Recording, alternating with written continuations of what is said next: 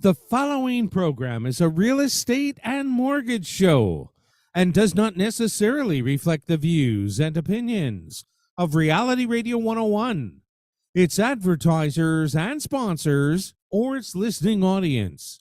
Listener discretion is advised.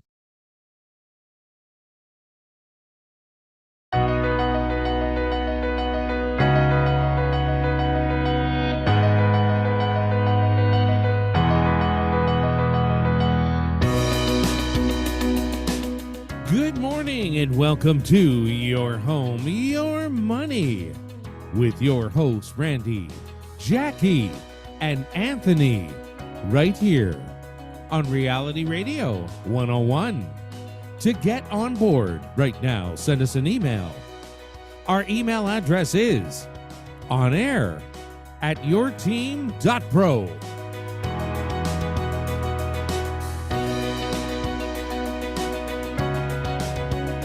And now, ladies and gentlemen, right to your hosts of Your Home, Your Money, Randy, Jackie, and Anthony. Hello, y'all. Hi, good morning. Hey, Anthony, you there? No volume for Anthony. So it looks like we're Was gonna that on have purpose or a something? really good 'Cause show. He's really sharp this morning with you. Yeah, that's God. God did that. God did that to Anthony. Oh my. Okay, so since Anthony isn't on the show, we can get down to real stuff. We don't have to bring it down to that level. Him being the teacher and all. What, the students doing the teaching? The students doing the teaching. Yeah, we've taken over. So there's a lot going on here. The media is now, or actually economists that work with banks are now kind of starting to speak out about this whole Bank of Canada jacking up the rates and really destroying their mortgage portfolios. So for those of you who have been listening to our show, you kind of probably know we've sort of have let the cat out of the bag when CIBC actually is the one that let the cat out of the bag, accidentally claimed that they were Anthony, by the way, at any time you can just do a test in, and we'll let in the middle of the talks. You don't have to wait for a break. Because you won't get a break when Randy's talking, remember?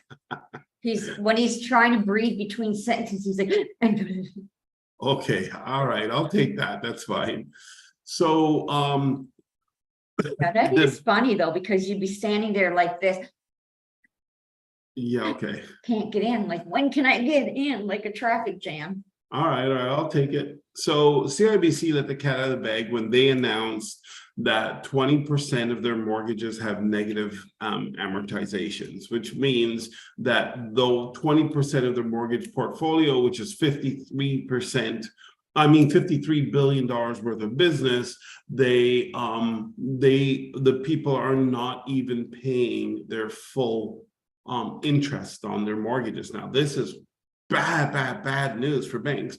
And CIBC is kind of a typical bank. None of the other banks will disclose what's going on in their mortgage portfolio. It certainly is a bad look if they do. So we kind of understand why they would not share this information. It's, I guess, too sensitive to potentially the possibility of a bank run. If people are afraid that the banks aren't really solid anymore, they would rather have their money somewhere else, especially with inflation so unpredictable. Inflation is another way of eating your money, right? Because the dollar that you had in the bank, if inflation at one point was at 8%, 8 and change, that dollar is only worth 92 cents when you pull it out. Never mind if the bank is charging you anything.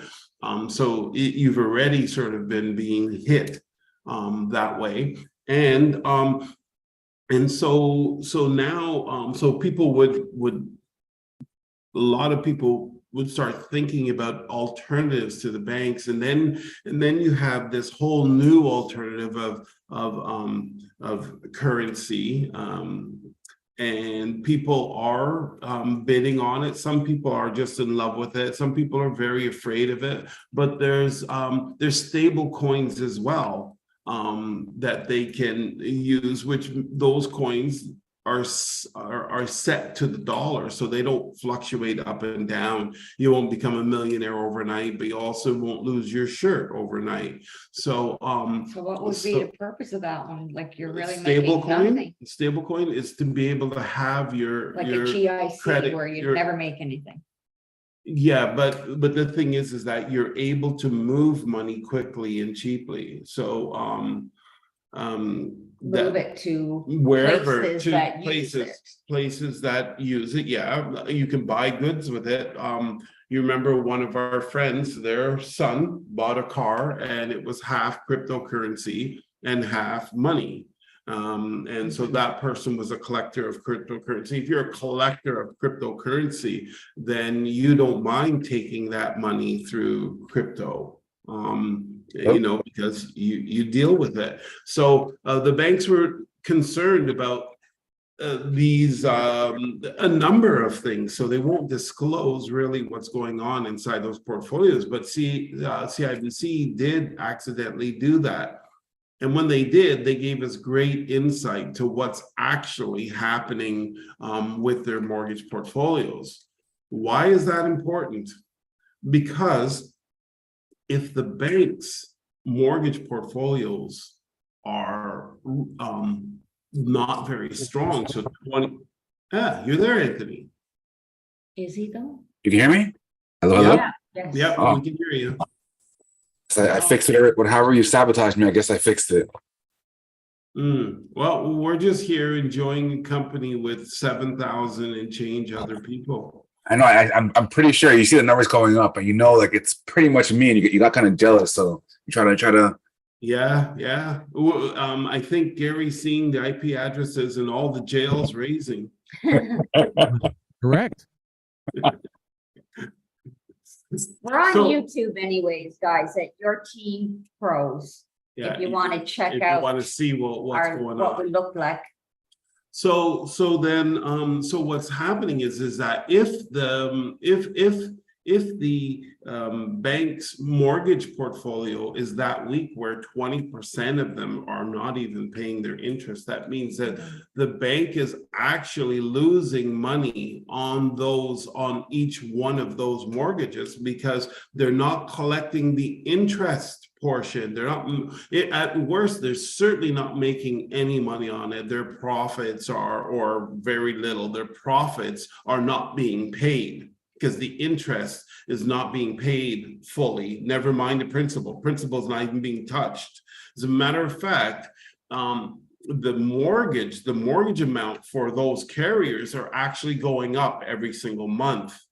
And so it really is a bad situation. Those are illegal mortgages. You can't have, those banks cannot sign mortgages like that. But because they have them already in their portfolio, they can help Canadians from losing their houses and allow them to pay whatever it is that they can afford, so they can keep their home until the Bank of Canada decides to stabilize our let's call it homeowners with mortgages economy. So because realistically, the Bank of Canada is not affecting homeowners without mortgages. They're not being affected, and neither are renters being affected in that way. There are other issues in those categories, but certainly not the Bank of Canada raising the rates, 10 rate hikes in the last 18 months, something of that effect. But so now going back to it, the banks aren't very stable here, and therefore we see OSFI, the Office of Superintendent of Financial Institutions. So we call that OSFI. So remember, when I say the word OSFI, I'm talking about the regulators of the banks. the Office of Superintendent of Financial Institutions. So OSFI is there to allow for the banks to be stable, to watch the economy and make sure that that the banking system stays afloat, because everything in our financial world kind of starts at the bank. Your employer is not even allowed to pay you in cash. He can get in a lot of trouble for doing that. He has to give you a check, so that you have to go to a bank or to a money market. That's it. And so the banks were able to lobby these restrictions many moons ago. And so now that all our money has to go through banks, and they have a governing body to make sure that the banks are stable, so that we can continue to run things the way that we're running them. So that's kind of the system there. So OSFI is saying, holy smokes, what are you doing, Bank of Canada? Not only have you bankrupted yourself, which they haven't said that, that's me adding my personal touch in there, because the Bank of Canada has never lost money since it's been around, except for of late, except for in the last 3 quarters, they have lost money to the tune of over $3 billion. And never before have they lost money. So what are you doing, Bank of Canada? OSFI is saying this. I'm paraphrasing. And they say, well, you know what, you're first of all, you're not stable anymore, because they're not, because you're running a bank. Never mind the Bank of Canada, you're running it at like $1 billion loss every single quarter. Like, this is insane. And you are affecting the banks. The banks now have, if we're assuming that CIBC's bank portfolio is similar to the rest of the banks, they're running 20% of their portfolios at a negative, and a negative amortization. And so we have to protect these institutions. So now they're like trying to do everything to slow down the banks from being able to lend mortgages. Any of the mortgages on the more risky side, when we say risky side, we're saying that mortgages that will give the banks a little bit more exposure to if they default. Those mortgages, they're only allowed to lend out a certain portion of their portfolio for, which means that if you were looking to go and buy a home and you were in that range, because if you were in that range, then if they've already got their amount that they're allowed to do for that bundle of mortgages, you can no longer get that loan, even though your brother just got the exact same loan for an exact same home with the exact same income, exact same credit file. He just got it, but he made it in before the door got closed. And then it will open again, depending on what kind of timing they're talking about, that they're allowed to fill these mortgages. So all this stuff is happening in the background. The banks during COVID were allowed to lend money and only have 1% of that money being held by the banks to be able to facilitate those mortgages. Now that's gone up 325%, I believe, something like that, that now they have to hold 325% more than they had to hold back then, which will then for the banks give them less liquidity, less money to be able to go out, and then so already that is shrinking. In the United States, we're starting to hear of some really special things that they're doing. They're actually trying to stop banks from lending right now so that they can evaluate the effects of their mortgage portfolios going forward with all the stuff the Federal Reserve is doing. So we got all these pressures coming in, and what does that mean? That means that you and I, the average Canadians who owe money on their homes, who have to pay mortgages, you and I are actually subject to the fallouts of all of these don't worry about that, all of these policy changes.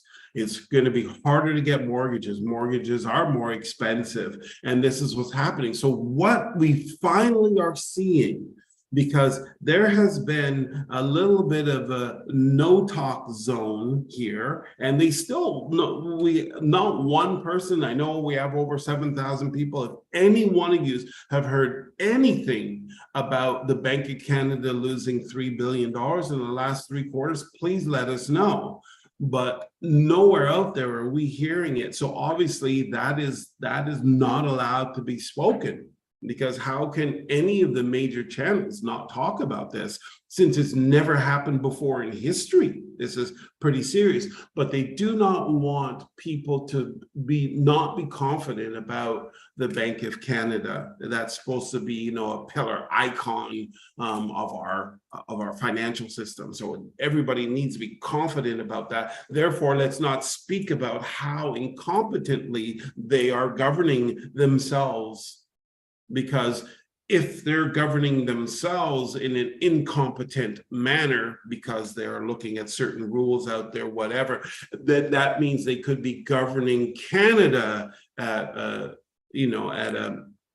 irresponsible level, and that could create panic.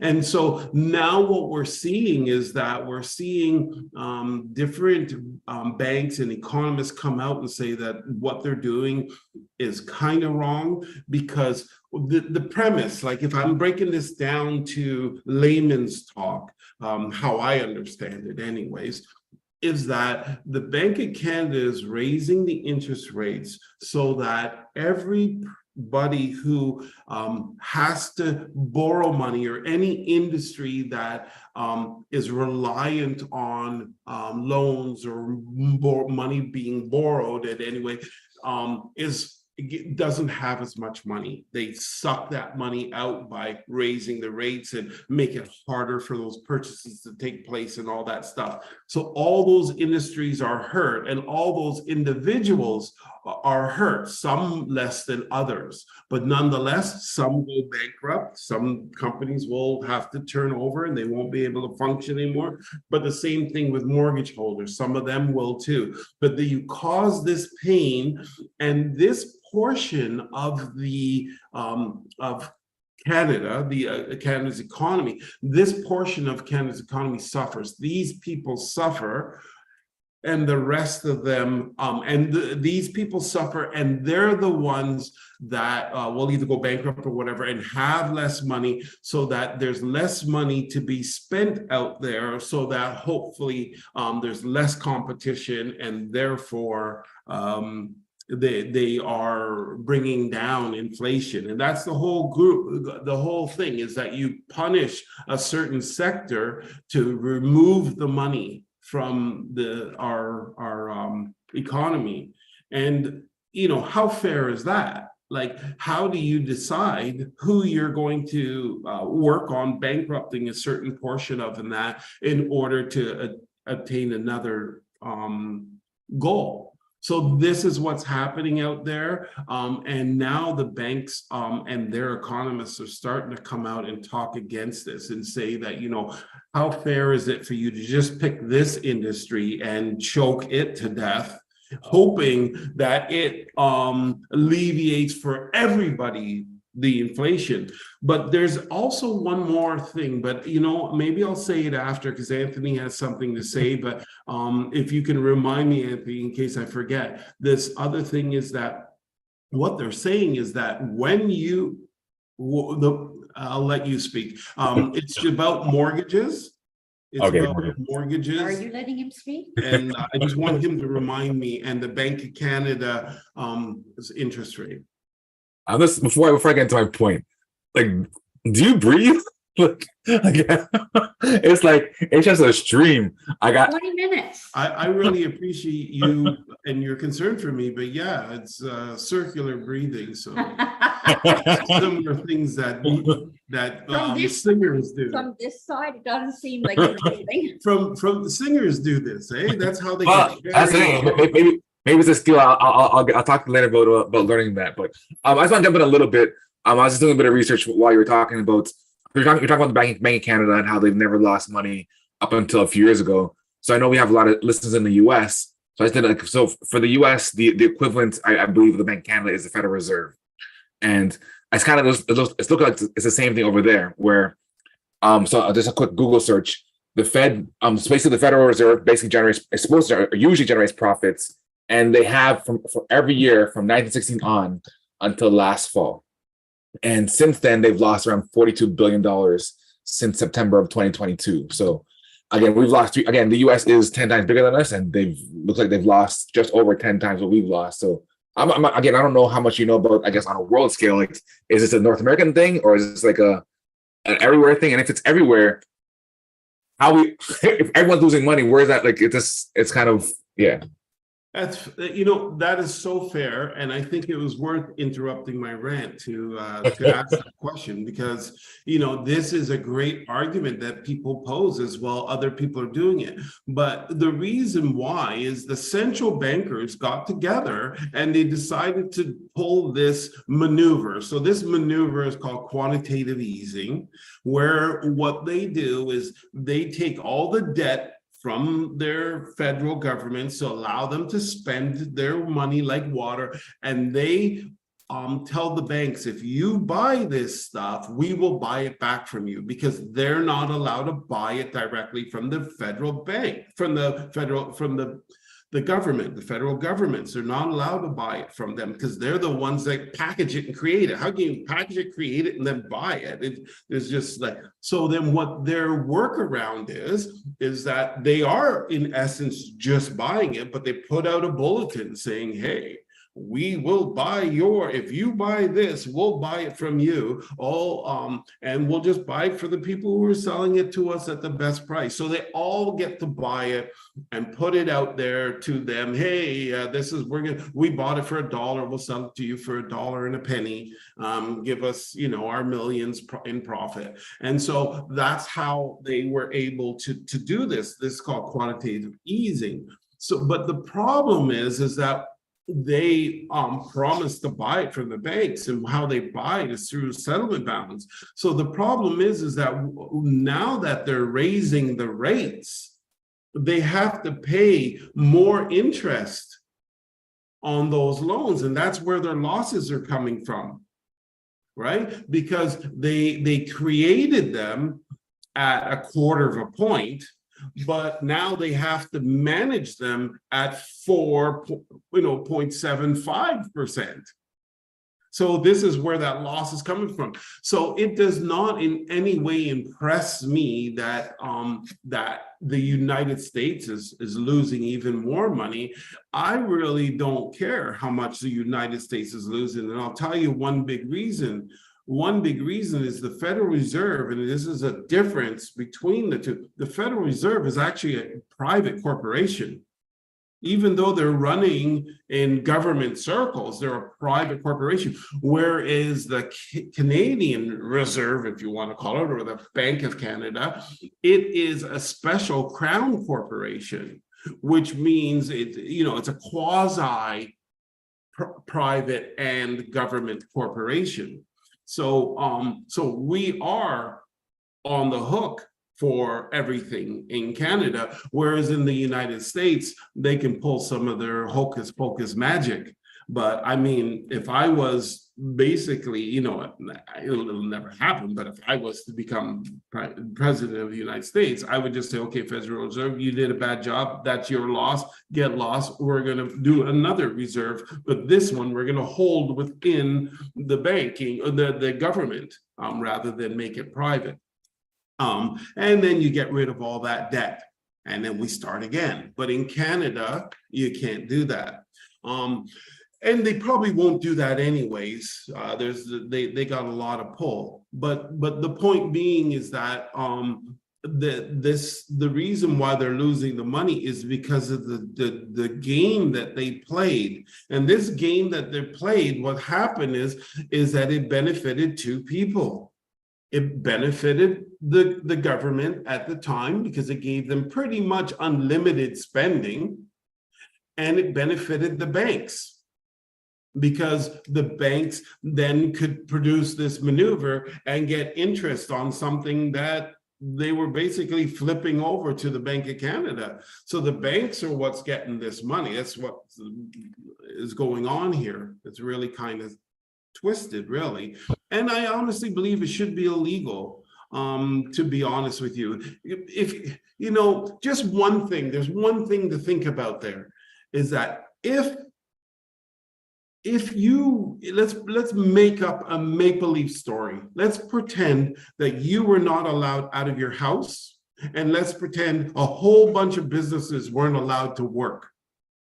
And then let's add one more pretend element in there. Let's pretend that during that time, it is the time in Canada's history where there was more money floating around than ever before, by 2 to 3 to 4 times more money floating around in our economy than ever before. But we weren't allowed out of our houses. We weren't allowed to work. A lot of people weren't allowed to work. And it's the most prosperous time in history. That's weird stuff. That's just really weird. And then the fact that inflation then goes crazy actually sounds pretty normal, but nobody talks about it like that. How they talk about it is, well, Canadians are spending too much money. Well, you just had interest rates at 1/4 point. So do you not think that's going to drive up? You got pretty much free money. You don't think that's going to drive activity? You think you drive activity way too much, it's going to help towards causing inflation? Never mind, your federal bank is spending money like water, and the Bank of Canada is giving money to the banks like water. It's, come on. And then meanwhile, it's our fault because we're allowed out of our houses and we go and buy pizza. Like, come on. So that's my take on it. The other thing before you had said, I wanted to, you want me to do this, or you want to get to emails? Just a few quick ones, I guess. Okay. But we had a couple in the week as well, Anthony. Okay, so first one before we get to older ones was from Sue this morning. Sue says, "Good morning, you're home. I'm so glad that the stories of the Bank of Canada are now coming out, and you, Randy, were upfront with us telling us the truth. Thank you for that. Thank you, Sue. Thank you. My truth. I don't know if it's the truth. This is my truth that I've found. So I just don't want to put it out there that, you know, people should believe me. Don't believe me. I'm just telling my story. Sorry. Man up, Randy. Man up. All right, next one. Next one's from John. It's kind of an image. Basically, it says, "Hello, folks. Happy Saturday. This is us." And it's an image of a family basically screaming at the Bank of Canada, saying, "Hey, enough already," which I think a lot of Canadians and probably even Americans in their own respect are feeling with all these interest rate hikes. That's fair. All right, we got one from Bob. Hi to Randy and Anthony of your home. Here's a picture of Jackie's dog. It's basically the dog is in a couch, basically slumped over. Looks like it wants to get up. I made it from my bed to the couch. There's no stopping me now. Just kind of chilling out. So Jackie, you probably appreciate that one. The last one I think is more at probably Randy. Oh, where is it? Beth.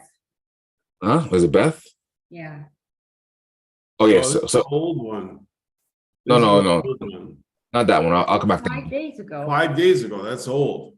Doesn't matter. Wasn't red. It's pretty old and it's really kind of irrelevant.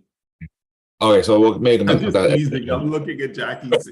Jackie has it. You want to read it? It's one that she's bigging up Jackie. Okay, well, I'll give me 1 second first, Jackie. I think you go off right after. So this one is from, I just lost the name, from Katie. So from Katie, again, this is a picture of a dog on what looks like a stripper pole. And there's some text here. It says, "Wife, where did you take the dog yesterday? Husband, the regular places. Why? Wife, she's acting different." So, Randy, keep it together. Anyways, go ahead, Jack. So yeah, Randy finally realized after talking that he had cut me completely out of the camera. So now he brings it back. Half my body was there for half the show. So thank you very much, Randy. So why don't you adjust it? because I don't want to touch your computer. I'm going to interrupt what you did. Jackie We're was at the, right on this one. You stated that the Durham region was not necessarily a crime-ridden area, but most of the crime is drug zombies walking about. However, Durham region just had its 10th homicide of the year at Simcoe Street in Bloor. That makes 10 murders this year in only 6 months. If the trend continues, we will have another 6 months to go. The murder rate in Durham will look like 20 murders. I looked up the murder rate in some areas of New York City, and they have less. Where are you getting your information from? You're way off. Durham region is not as safe as a lot of people think. This is Trudeau's Canada. 7 out of 10 murders were committed by immigrants, according to the names and information published in the press. Way to go, Jackie. sounds like you might have a fan. You two can get together and talk about murder rates in Durham. I don't know. I live in Durham. I've never seen a murder. Well, most people haven't seen a murder, Randy. I know. That was a good one. Thank you. All right, last one before we let Randy go back on his spiel. This is from Frank. Hello, Real Estate Show. A shortage in Canada. Be prepared. The federal government is allowing this. And then there's a sign: egg shortage because hens identifying as roosters. So, Oh, So I guess shoot. time will tell for that one. We'll see.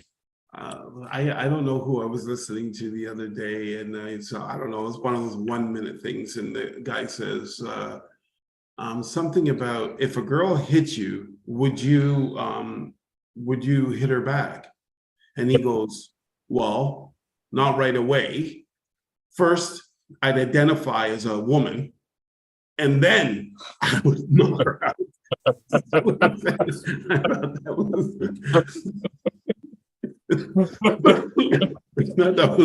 That's funny. And then afterward, he says, "No, I would never hit a woman," but he did when he was younger. But he didn't. He did when he was younger. When he was younger, his baby mama, I don't know, they got into something, and he said, "You know, I know I was wrong, but I guess it really helped me because because now I'm not with her, and it was a toxic relationship, whatever. I don't know." All right, before you move on, we just have 2 quick ones in. One from Rita.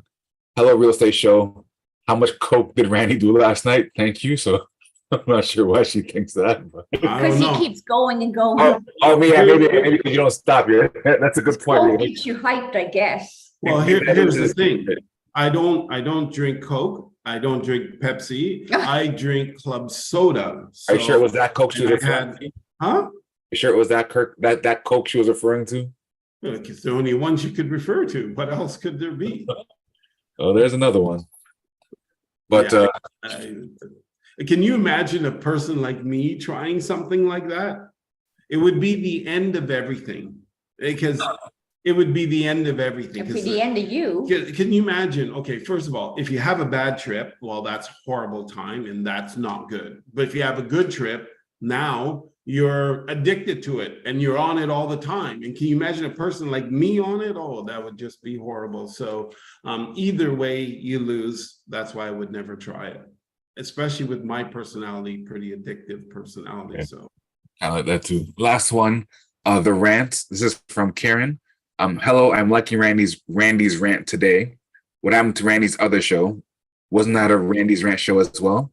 So I guess you probably missed it, Karen. Unfortunately, Randy had to step away from that show because he kind of got a bit scared of what's going down in Canada with the different laws, with being censored and such. So unfortunately, Karen, that show is no longer on. But so you have to catch Randy's rants every now and then during this show where he goes on for 10 minutes of breathing. No, today it was 25 minutes, Anthony. Was it? I was being nice. It's 10:34. Anyway, 11:34. You said you want me to remind you about the mortgages, so take it away. Okay, so in the basket of inflation is actually housing. So that's part of it. So as they raise the interest rate, that part of the housing inflation data increases. So what he's doing now by increasing the interest rates at that rate is actually putting an upward pressure on his inflation data. And what some of these economists are saying is if you remove that data from the basket, we are within our 2% target. So the reason we're not within our 2% target is because of the work that he is doing right now. I found that quite fascinating. So that's what I wanted to say. Is it like CPI where it's part of the basket, like in terms of like our mortgage is a big part of that basket? Like would it make a significant difference? Well, the significant difference that it makes is that it brings us within our target if you remove it. Take it out, okay. And then when Tiff Macklin, the head of the Bank of Canada governor, when he was approached with this question through a reporter, he said that, yeah, well, that's true, but if you take out the other things in the basket that would have a positive effect, like fuel, because fuel came down a lot, then the inflation rate would go up. And I thought, you should get a slap for that one. When did fuel come down? Fuel came down in the pricing, but in the percentage, but over last year, this time.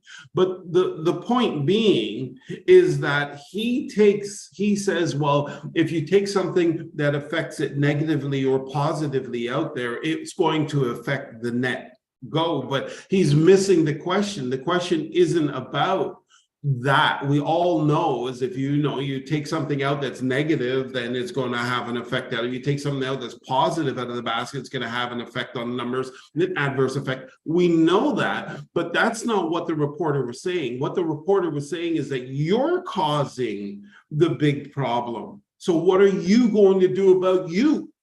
Yeah. But he answered it differently, of course. Yeah, they're deflection masters. You ask them one. He was pretty good. So they're like sports people. You ask them a question about something, and they'll give you a 10-minute rant about something that has nothing to do with the question, but they'll sound very confident as they're saying it as well. Yeah, well, it's nice. So let's get into some buzz. Some buzz. I got a few different ones. Okay, let Jackie go first, then you go first, then Jackie will go, and then you go. All right, so the first one is kind of talking about, again, we've been talking about this for a bit, about renting a place in Ontario, how the pricing for rent has gone up. You can now find like bedrooms for like $600 for like just like not even bedroom, like a room, right? And so this article talking about how to afford rent in Toronto, you actually need to earn double the minimum wage, right? So if you are a person who's unfortunately doesn't have maybe higher education or are unable to get like a job that pays more than the minimum wage, you're gonna have a hard time finding a place to live. So the report states that a person will need around $33.06 per hour to afford a 1-bedroom apartment, or $40 per hour for a 2-bedroom apartment. Right. So these numbers assume that a person works around 40-hour week and spends no more than 30% of their pre-tax income on housing, which is probably not a reality for most people right now. So it's hard to buy a house, but it's it's hard to buy a house, but it's also really hard or getting harder to afford even to rent a house, right? So if you just have not regular, but if you have just a minimum wage paying job, you're gonna find it tough to live somewhere. Well, definitely in Toronto, you'd have to go probably farther into the outskirts of Toronto. Pretty much the farther away you get from Toronto, generally the lower the prices get. So you might have to kind of go far out. I was actually on a side note as well. I think it was another article that I was reading. I'm talking about a parking space. There's a parking space that was sold somewhere in Toronto for, I think it was listed at $150,000 ish dollars.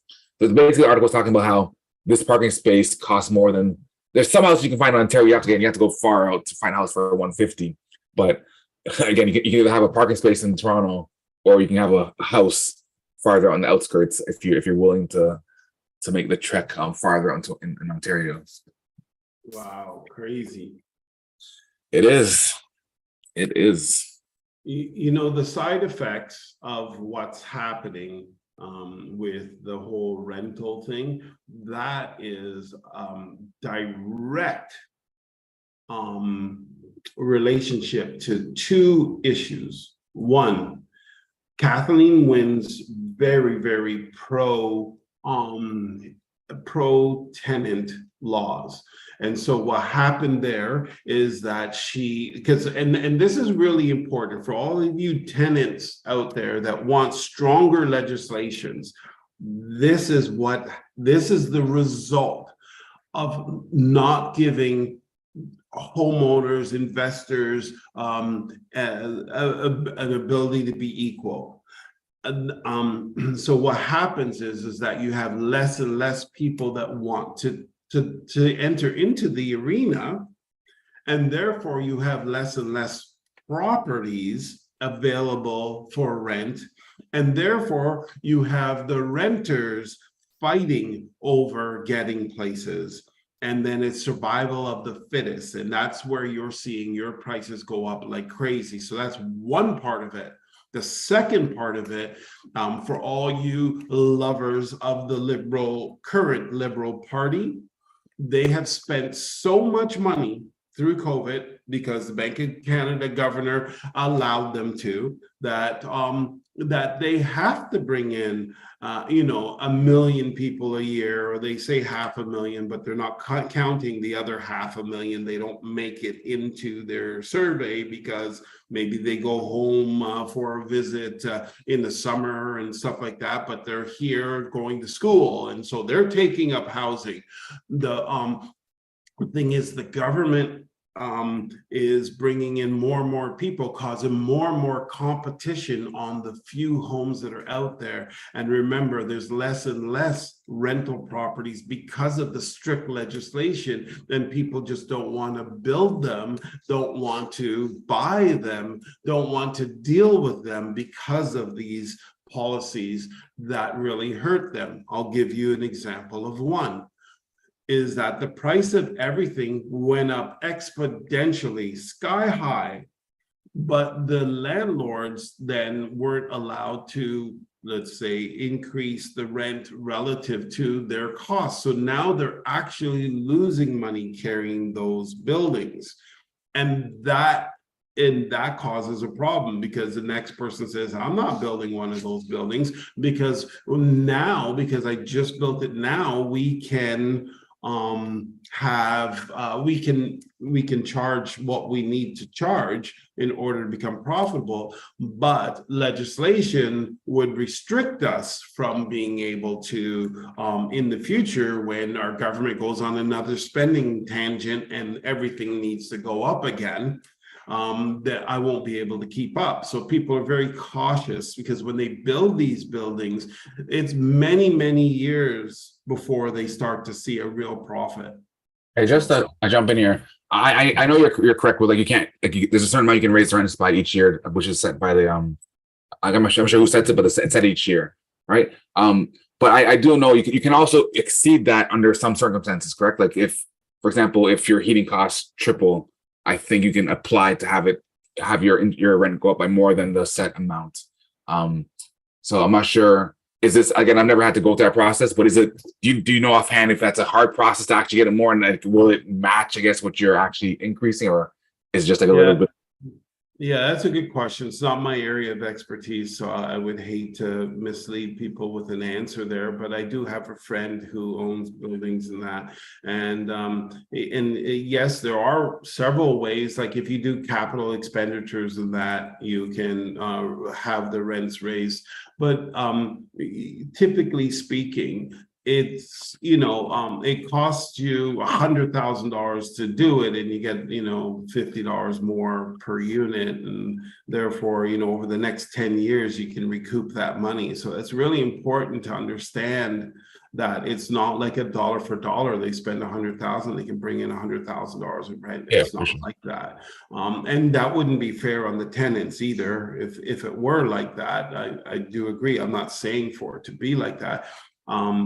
However, there's something to be said for having a natural supply and demand. If you didn't have all of these rules in place, then you would have more people who would want to buy tenants, buy buildings or make buildings that you can put tenants in.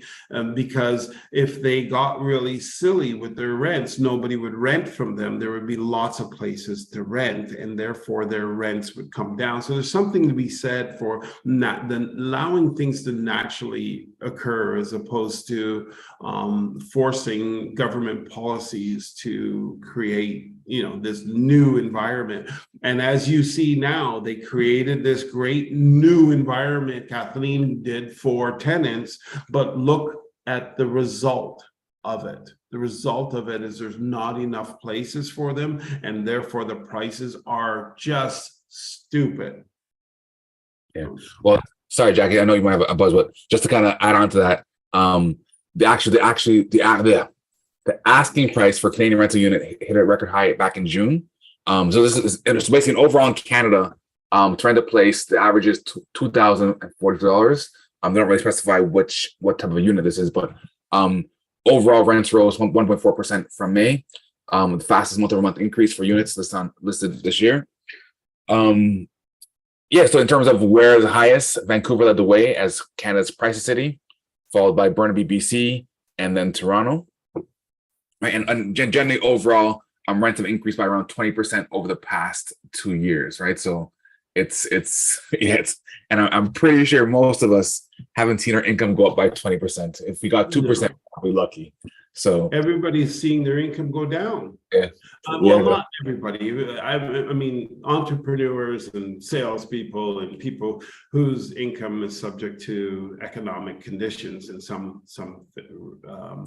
cases are seeing a decline. But people who are working for companies in that, they can actually fight for more money, because unfortunately, there's also one of the things that we did get out of the government policies related to COVID. I hear people talking about, oh, it was because of COVID. It was because of COVID. No, it's not. It's not because of COVID. It's because of how we handled COVID. And we can do the same thing for the next flu that comes. And so it was how we handle it. And the way that we handled it, a lot of people decided that, holy smokes, what the heck am I working so hard for? I don't get to see my family. I don't get to enjoy life. I'm not going back. You got to pay me a lot of money to go back. I'm not doing this no more. This is a rat race. I'm done. And this is why now we don't have, a lot of people that'll fill all the jobs that need to be filled. You want to do your buzz, hon? There's emails, so I don't know if Anthony wants to do the emails first. Okay, sure. We got one from Tommy. Tommy says, loving it. I'm hilarious today, real estate.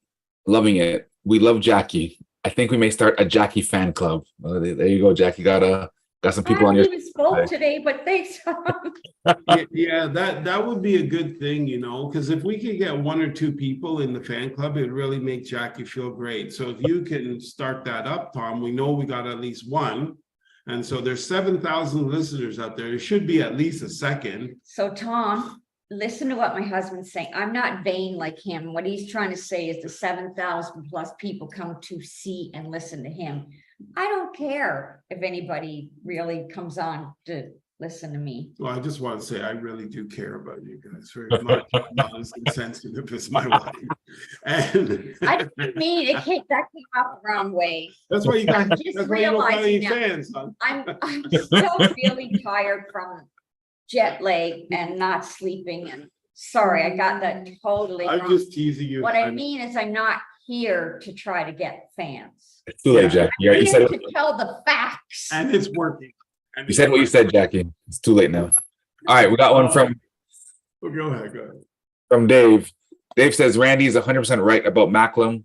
He's a manipulator, a liar, and a sleazeball, a puppet of the Trudeau regime. And I finally, did not say none of that. finally from Carl, subject, thank you to Randy Rodney. Amen for Randy for telling us the truth about the current Liberal government.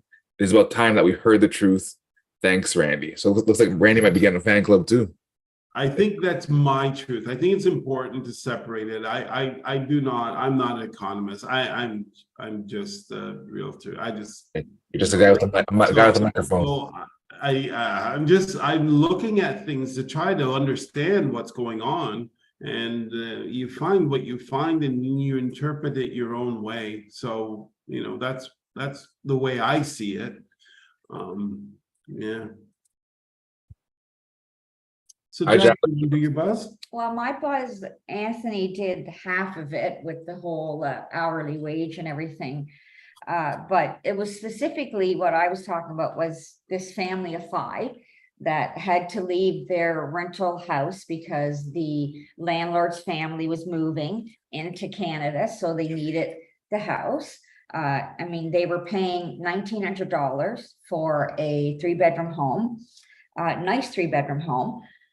So now they're out there looking for one and they can't find one. They've even offered 2 years rent up front, which is like around $100,000, which means these people have some money. But they said even with that, they keep getting denied. They lose out in the multiple offer presentation with leases. And right now they're looking at $4,000. So over double what they were paying to get into a relatively the same home. And they even had a wealthy family member co-sign and they still can't win. They still have no home as of this point. And then it was like talking about how a 1-bedroom in Toronto, you need to be making at least $33 an hour.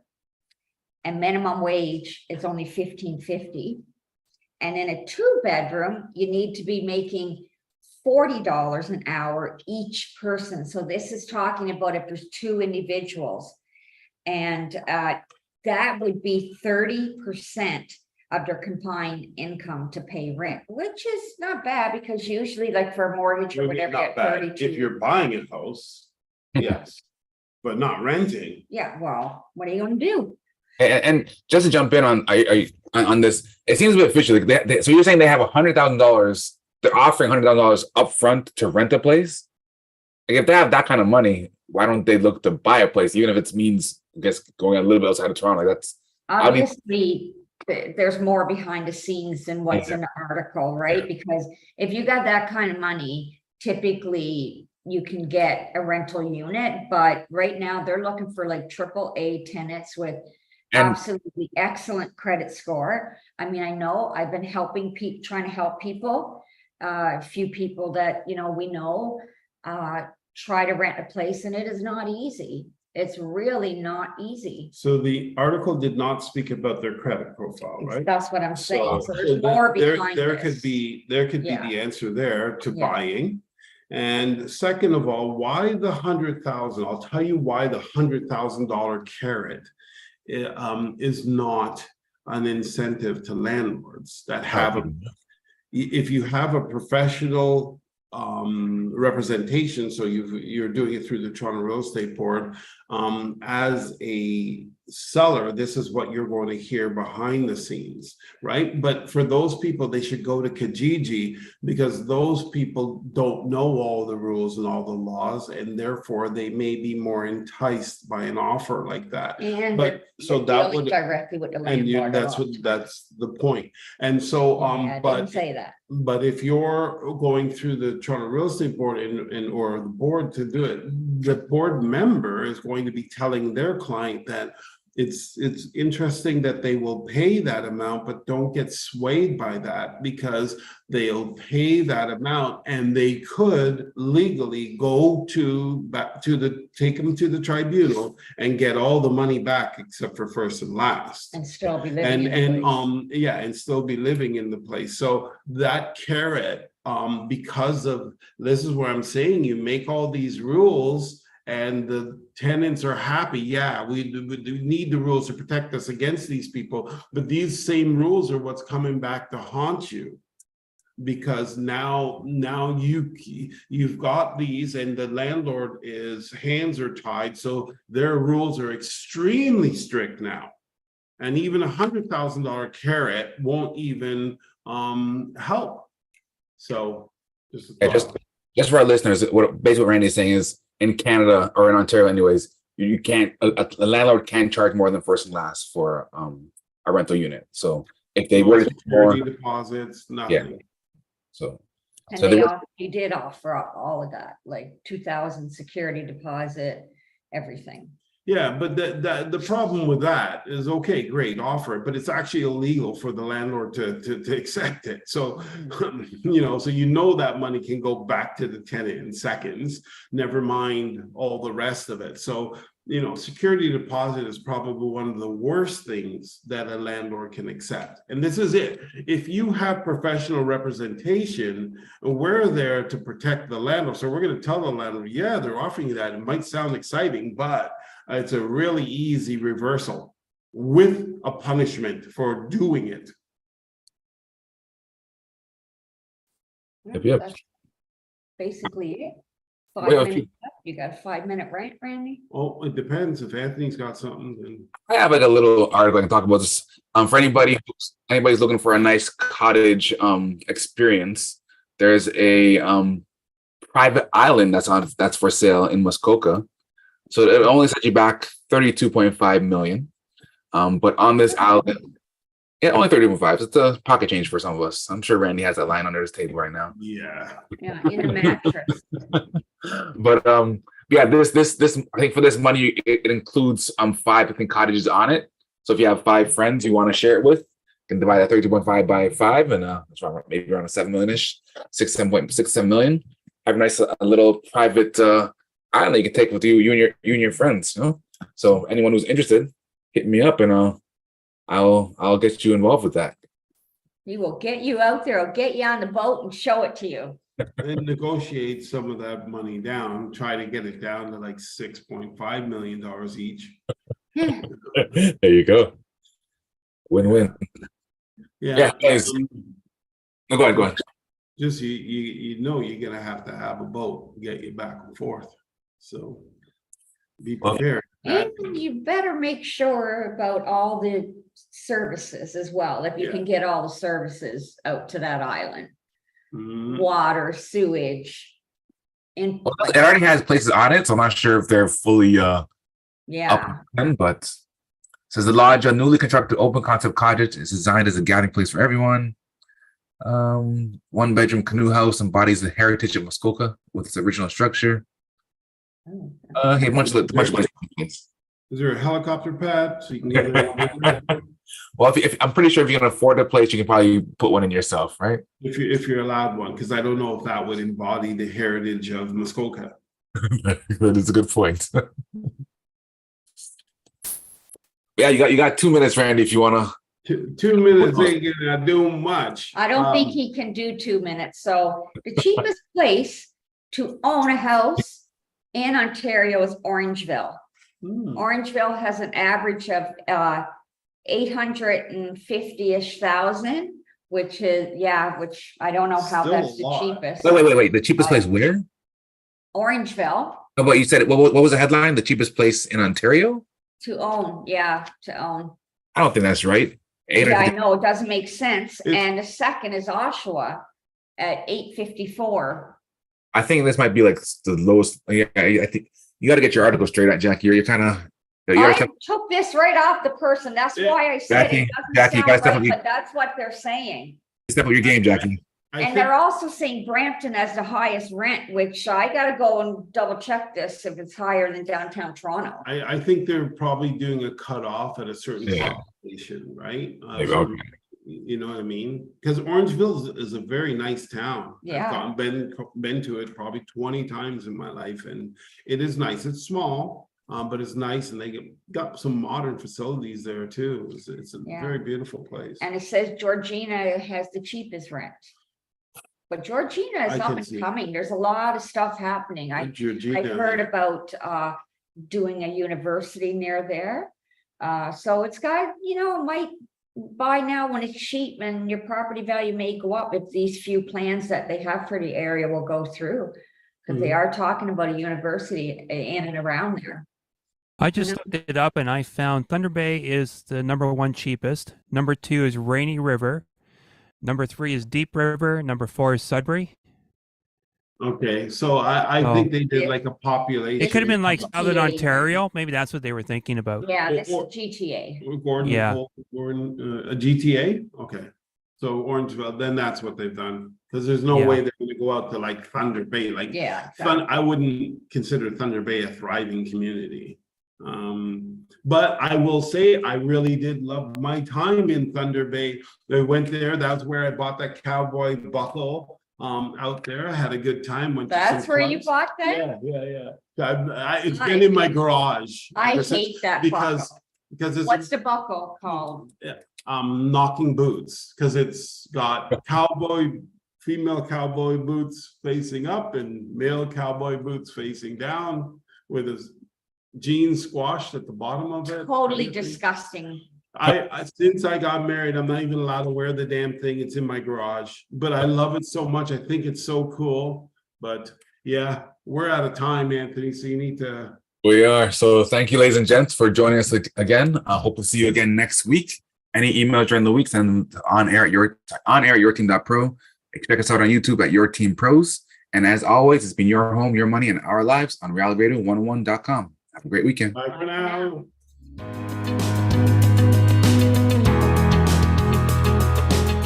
Thank you for listening to Your Home, Your Money with your hosts, Randy, Jackie, and Anthony, right here on Reality Radio 101.